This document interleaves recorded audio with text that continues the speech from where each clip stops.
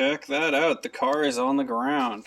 So we've really hacked up the rear fenders, as you can see, to the point where we've almost got rid of the whole radius where it is. I still haven't patched up the hole inside there, but you can tell how high the axle is in there. We have our steering wheel on. That's just the Civic one, because if you remember, this is an EF Civic steering column adapted to the 2011 Camaro steering rack. Yeah, we have them on there. Check this out. It all works nicely. There's like no play in it. This is just eyeballing. I don't even know if the rack was on center, but it does work. We don't have any hitting issues. And yeah, we are in like Flynn on this one.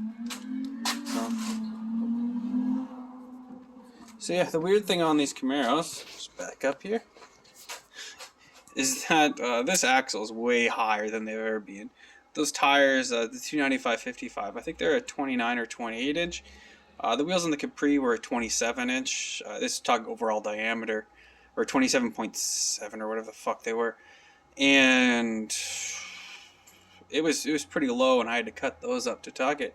It's just super weird how high up the third gen Camaros are when you start really getting into it. Like that whole front suspension's really being cut up to make that height up. But yeah, I think this is kind of where we're at for ride height, because one, it's going to be drivable. The front lip's going to be quite low, I think.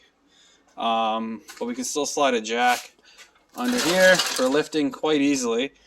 Something that was a huge pain in the Capri, but won't be so much in this car.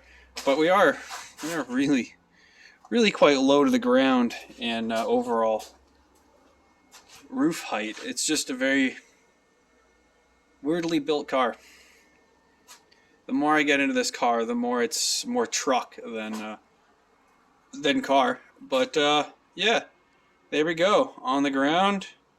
And now we got to measure up for our wheels, so we can measure our front offset, so that they're very similar to the same.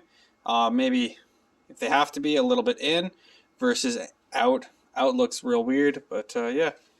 The two things we have to keep in mind is that since the caliper sits out beside the hub, that we're going to have to probably run a spacer on the wheel, which I kind of think might make things a little bit nicer, because if I run the spacer, I can bolt, like a bolt-on spacer, I can bolt it to the RX-8 hub, and then I can pound out the studs on the aluminum, and then pound these big 5/8 ones in, and that should really help me out and make it a little bit easier.